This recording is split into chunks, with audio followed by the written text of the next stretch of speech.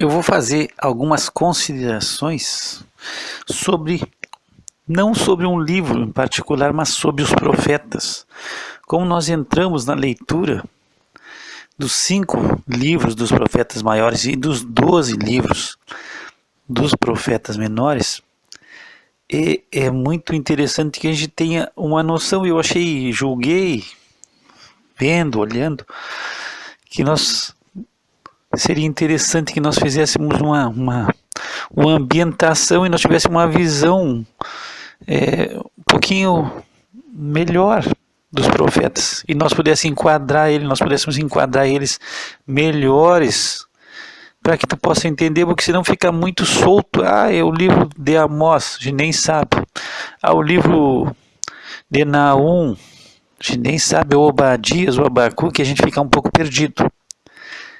Então, embora que depois eu vou fazer considerações dos profetas menores de 3 em 3 livros, que são livros pequenos, então vou procurar de 3 em 3 livros, fazer considerações de 3 livros, depois mais 3 livros para fechar rápido. Mas eu vou fazer uma consideração geral sobre os profetas, para que tu tenha uma ambientação melhor. Esse dia eu conversava com uma pessoa e ele me disse assim: olha, eu leio a Bíblia, mas eu não guardo, eu não consigo entender, a gente não entende. E é normal isso, porque a gente tem que procurar entender o todo.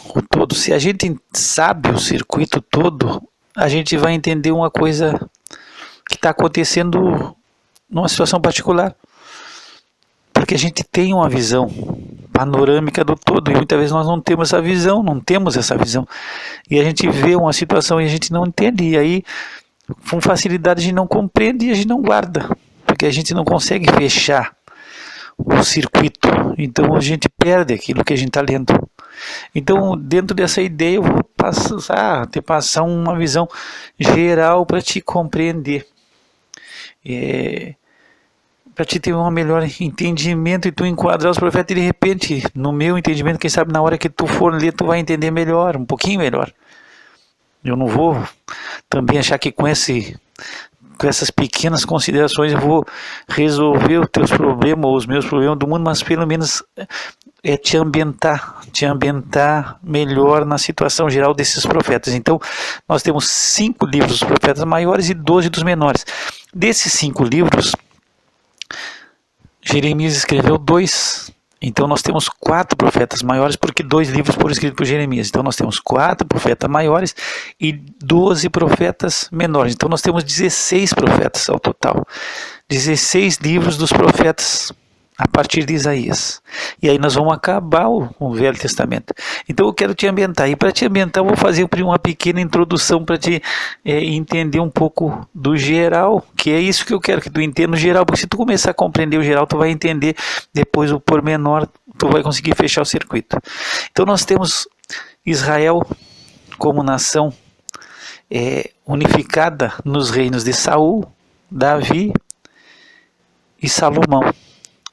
Quando morre Salomão, por volta de 900 antes de Cristo, não é uma data precisa, mas é uma data para te entender quando Roboão vai assumir, foi 913, mais ou menos 930, alguma coisa, nesse período de 900 a 920, 930, o reino de Israel se divide. E aí entra o reino do norte, que vai ser reinado por Jeroboão, e vão ser 10 tribos, e vai ser o reino do sul, que vai ser o reino de Judá. Então aí existe nesse período, nesse último milênio antes de nascer Jesus, nós vamos pegar e nós vamos tratar sobre isso, porque os profetas vão surgir nesse período, tem a divisão. Então ali no século 10 antes de Cristo, e aí se divide. Nesse período de divisão de Israel, que fica o reino do norte e o reino do sul, a grande potência da região é a Assíria. O Egito também é forte, mas a Assíria é muito poderosa. E a Assíria vai dominando. E eles eram extremamente cruéis. Diz a história que, segundo eu escutei de comentaristas, que eles destruíam, matavam, e os prisioneiros eles levavam para outra terra, eles tiravam os habitantes daquele lugar e levavam para outros, e muitos morriam nessa jornada, nessas caminhadas, e diz que eles levavam com as pessoas atadas com cordas e com anzóis nos nariz, na cara. Então era do requinte de crueldade. Tinha muita crueldade nos assírios, e eles eram um povo essencialmente guerreiros. Eles viviam da guerra, só da guerra. Então eles eram a nação, junto com o Egito, a nação dominadora nesse período em que começa a divisão, onde houve a divisão das tribos. E Israel, a nação do norte, o reino do norte, vai cair em 722 a.C. e os assírios vão destruir e vão levar cativo todo o povo de Israel. Então, Israel do norte, as 10 tribos do norte que se dividiram, elas vão cair em 722 a.C. E quem vai levar eles cativos e vai tirar eles da terra dele vai ser os assírios. E os assírios, eles levam... Os assírios também, para a gente só entender da história, eles construíram a Babilônia para os caldeus, e eles traziam também a nação da Babilônia subjugada. Elas dominavam a Babilônia, os caldeus. Então, e eles tentam também, os assírios, eles tentam dominar e destruir Jerusalém, só que por misericórdia de Deus, na época de Ezequias, Deus tem misericórdia e não permite que Jerusalém venha cair nas mãos dos reis assírios. Ia ser Senaqueribe que tenta invadir, mas eles já levaram cativo Israel em 722. Então o reino de Israel durou mais ou menos uns 200 anos, o reino do norte uns 200 anos, e foi para o cativeiro. Judá já vai durar mais ou menos uns 330 anos e também vai para o cativeiro, mas é o cativeiro babilônico. Então, entenda assim, primeiro império ali que dominou depois da divisão das tribos era a Síria. Os assírios dominaram quase todas as nações. O Egito era forte também, mas a Síria a Síria era a principal. Eles construíram Babilônia para os caldeus e subjugavam. Só que a Babilônia, ela faz uma aliança com outros povos, e liderado pela Babilônia, a Assíria vai cair. A Assíria cai e ela é dominada pelo povo babilônico. E aí a Babilônia vai se tornar um império mundial. O primeiro grande império mundial vai ser a Babilônia, ali por volta de 600 a.C., 610 a.C. Então a Babilônia consegue se livrar do jugo assírio e dominar a Síria e destruir a Síria toda. E aí a Babilônia surge com Nabucodonosor como grande império mundial, e aí ela vai dominar até o Egito, vai vencer a Síria, vai vencer o Egito e vai levar Judá cativo para a Babilônia. Então entender, aí a Síria perde toda a força, e aí a Babilônia surge como império mundial, e aí Jeremias profetizou por 70 anos. A Babilônia ia ser um império dominante, e dominou sobre tudo que existia, e Deus é que deu. Isso é importante também a gente lembrar. Não é que os babilônicos ou os caldeus eles tomaram tudo porque queriam, não. Deus entregou todas as nações debaixo da mão de Nabucodonosor, e quem não servisse Deus ia destruir. Então foi algo de Deus, e esses 70 anos Judá foi para o cativeiro. Isso foi por volta de 604 a.C. Então foi mais ou menos uns 120 anos depois que o reino do norte já tinha caído. Então aí Judá vai para o cativeiro. A Babilônia é o império mundial nesse período, nesses 70 anos. Primeiro grande império mundial é a Babilônia, que aí a Babilônia assim, domina tudo que existe, eles dominam. A Babilônia vai cair por uma coligação entre a Pérsia e a Média. Então a Pérsia ela se une com a Média, e sob o comando de Ciro, ela vai invadir Babilônia e vai tomar e vai se tornar o segundo império mundial.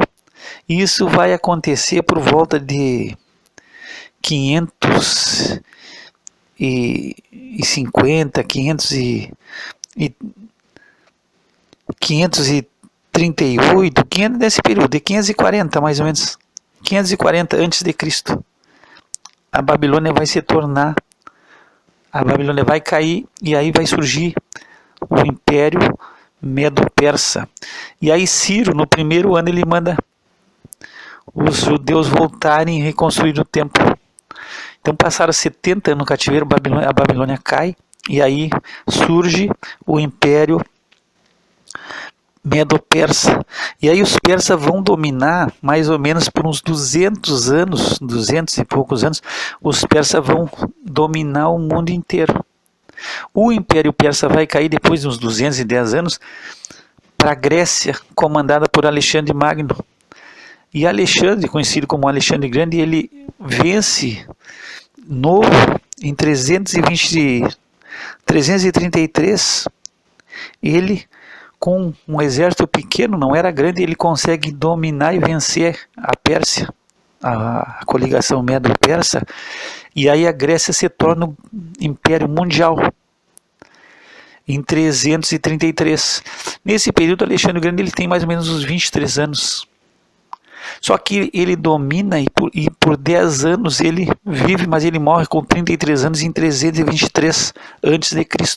Só que Alexandre Grande ele teve uma ideia, ele era grego, Macedônia, era da Macedônia, ali Macedônia, Grécia junto. Era um império macedônio com a Grécia junto.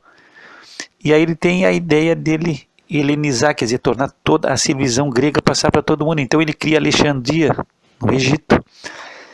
E todos os livros e todas as coisas que tem que circular no império dele quando ele reina, ele determina que seja na língua grega.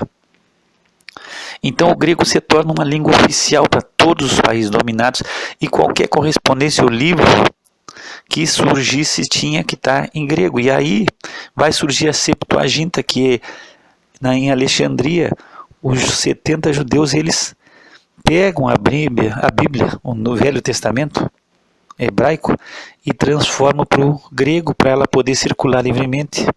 E aí nós vamos ter o Antigo Testamento na Septuaginta em grego, porque era obrigação, ela não poderia circular, o Antigo Testamento não poderia circular em hebraico, segundo a ordem de Alexandre o Grande.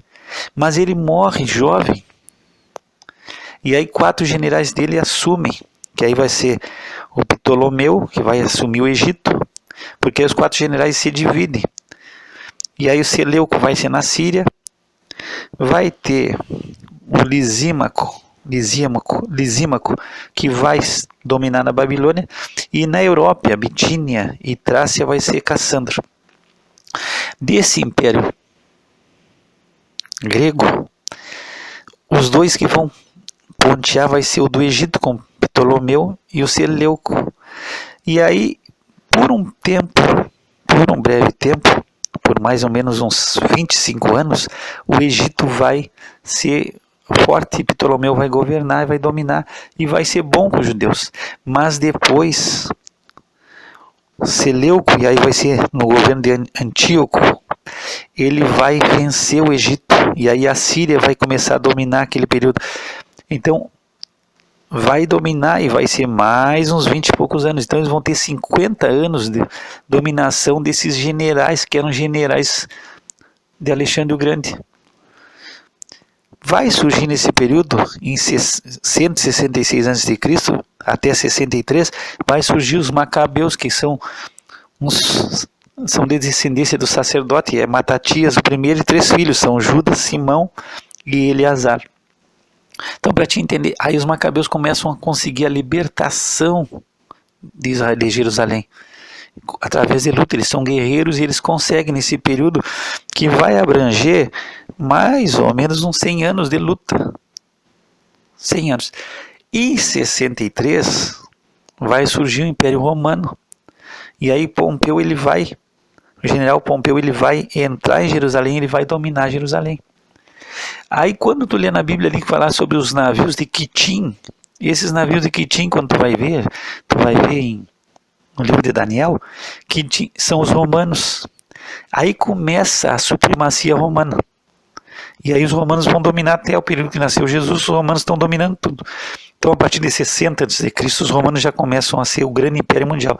Então, para te entender, nós temos a Síria sendo um império grande, mas não sendo um império mundial, mas sendo a força dominadora. Nós começamos com a Babilônia, que vai ter o cativeiro judeu e a caída de Jerusalém. Depois nós temos os medo-persas, por 200 e poucos anos. Depois surge a Grécia, e aí Alexandre o Grande ele morre, os 4 generais deles assumem, e aí vai chegar ali por 60, vai surgir um Império Romano que vai ser o maior império mundial. Aí nós temos os impérios. Aí por que eu coloquei, acho interessante tu entender isso aí? Porque nós vamos pegar do cativeiro babilônico para entender os profetas. Então, é por isso que eu coloquei. Então nós temos o cativeiro judaico e a caída de Jerusalém entre 600 a 538.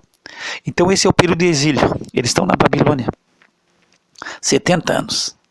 Então nós temos 2 profetas que, desses 16 que eu falei, que são os últimos livros da Bíblia, do Antigo Testamento, 2 vão pregar e vão ser profeta no exílio, em Babilônia, não em Jerusalém, em Babilônia.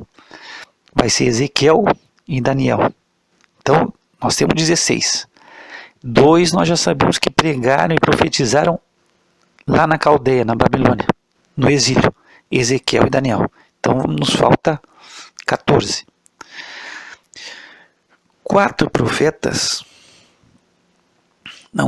3 profetas pregaram depois do exílio, depois da volta.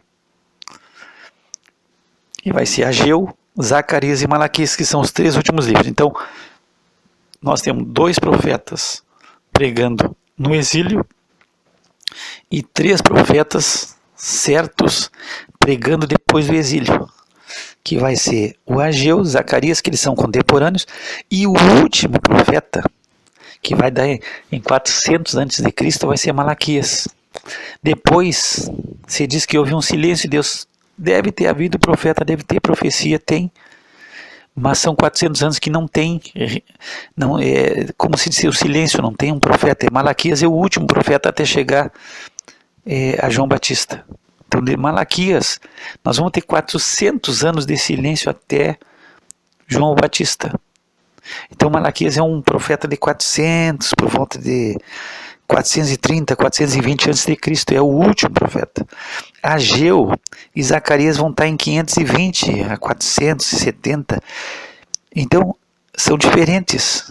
Então, Malaquias não é contemporâneo de Zacarias nem de Ageu, mas são pós-exílio. São 3 profetas que vêm surgir depois do exílio. Então, depois do exílio babilônico. Então, nós matamos 5 profetas. Matamos não, nós não vamos matar os profetas, nós vamos já tirar dos 16, aí nós vamos ficar com 11.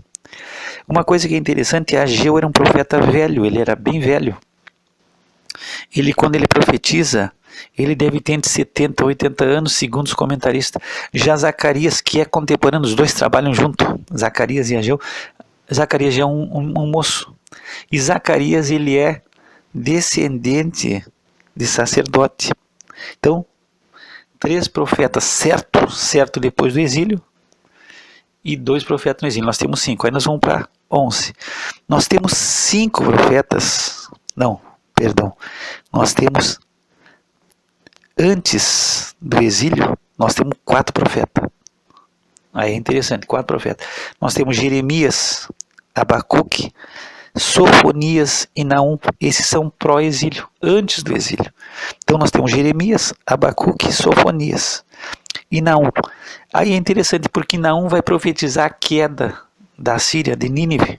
Se tu olha outro letra, vai ver que ele fala sobre Nínive. Ele não prega para Israel, ele prega para Nínive. Ele tem uma profecia. Por quê?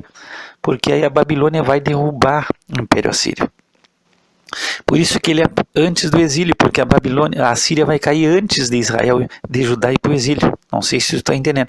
E nesse período Deus levantou Naum para profetizar contra a Síria, que Nínive ia cair. e cai sobre o domínio da Babilônia. Por isso que eu te contei toda aquela história geral. A Babilônia domina a Síria. Então são profetas antes do exílio: Jeremias, Abacuque, Sofonias e Naum. Sendo que Naum não prega para Judá, ele prega para os ninivitas, é uma profecia contra a Síria.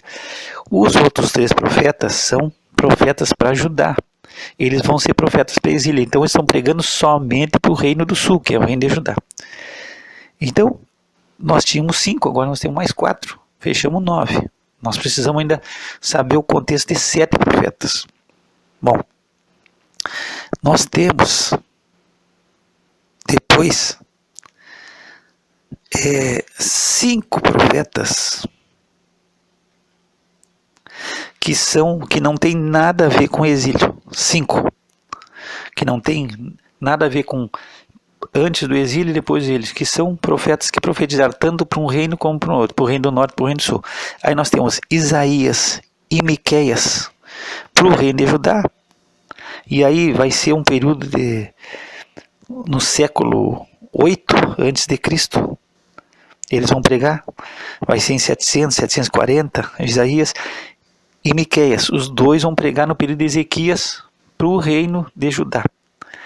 E nós temos Oséias e Amós pregando para o reino do norte, porque nesse período, no século 8 a.C., vai ser um período que vai cair o reino de Israel. Então, para te entender, nós temos 5 profetas que não tem nada a ver com o exílio de Judá, mas que vão profetizar num período no século 8 antes de Cristo, que vai ser Isaías e Miqueias para o reino do sul e Oséias e Amós para o reino do norte. Ah, mas são 5, tu falou 5, não? Sim, aí nós temos Jonas, que em 760 ele vai pregar também para a Síria, para os ninivitas. Então aí fecha 5. Não sei se tu conseguiu entender. Nós temos 5 profetas que não tem nada a ver com exílio, que são do século 8 a.C., que vão pregar. 2 vão pregar para Judá, 2 vão pregar para o reino do norte, e um vai pregar para os ninivitas, só que ele se arrepende e não cai. Então aí depois nós temos Jonas pregou para os ninivitas e ele se arrepende, só que depois Naum prega e eles caem realmente, eles vão cair. E aí com esses 5 nós fechamos 14 profetas. E aí nós ficamos faltando 2. Quem é esses 2? Bom, esses 2 são o Obadias e o Joel. E esses 2, existe um problema, porque os comentaristas não têm não é unânime a data deles. Por quê? Porque quando tu lê o Obadias, não fala sobre rei nenhum, então não tem data. É uma profecia contra os edomitas. Quem são os edomitas? Os edomitas são os filhos de Esaú, que é irmão de Jacó, filho de Isaac, filho de Abraão. Então eles são irmão de Israel, são os edomitas. E é uma profecia contra os edomitas, só que não existe uma data que você possa dizer, não é essa data e bater o martelo, não se sabe. Então Obadias pode ser, possivelmente, no meu entendimento, ele vai se enquadrar pós-exílio. Por que pós-exílio? Por quê? Porque quando Jerusalém cai no domínio babilônico, parece que os edomitas fazem festa e estão juntos para destruir e despojar. Então a profecia é a alegria deles na destruição. Mas conta a história que teve umas 5 invasões de Jerusalém e teve invasões anteriores. Então pode ser que ele tenha pregado antes, profetizado antes, e alguns dizem que ele é do século 9 a.C. Então seria antes de Isaías, antes de Miqueias, antes de Jonas, antes de Amós e Oséias. Então alguns dizem que datam ele para 840 a.C. Então ele seria um dos profetas mais velhos. Mas alguns também entendem que ele tenha profetizado depois da queda, ele seria um profeta pós-exílio. Então esses Joel e Obadias não têm uma data certa. Obadias pregou para os edomitas. E Joel, alguns creem que Joel possa também estar nesse século 9.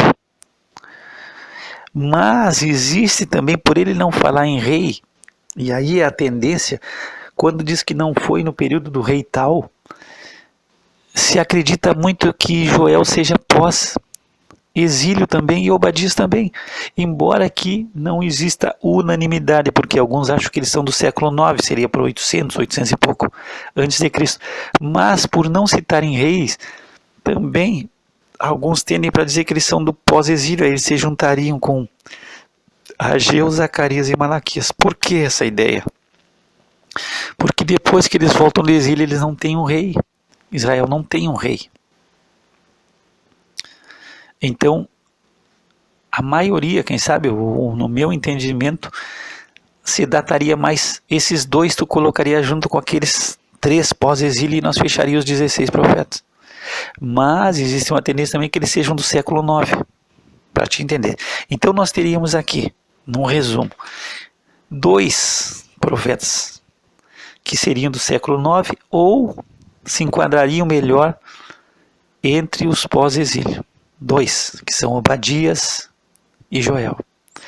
Nós temos 5 profetas do século 8 a.C., que 2 pregaram para o reino do sul, que era Judá, que foi Isaías e Miqueias, e 2 para o reino de Israel do norte, que ainda não caía, que não tinha caído, caiu em 722, que é Oséias e Amós. E Jonas em 760 pregando para os ninivitas. Ponto. Nós temos 4 profetas que são antes do exílio, da queda em 604, e aí eles vão pregar só para o reino do sul, que é o reino de Judá. Por quê? Porque o reino do norte já foi para o exílio. Então é Jeremias, Abacuque, Sofonias e Naum, sendo que Naum vai pregar para os ninivitas. Nós temos 2 profetas no exílio, que são Daniel e Ezequiel, e nós temos 3 profetas depois do exílio, que é Ageu e Zacarias, que são contemporâneos, viveram no mesmo período, sendo que Ageu era bem mais velho, e o último profeta é Malaquias.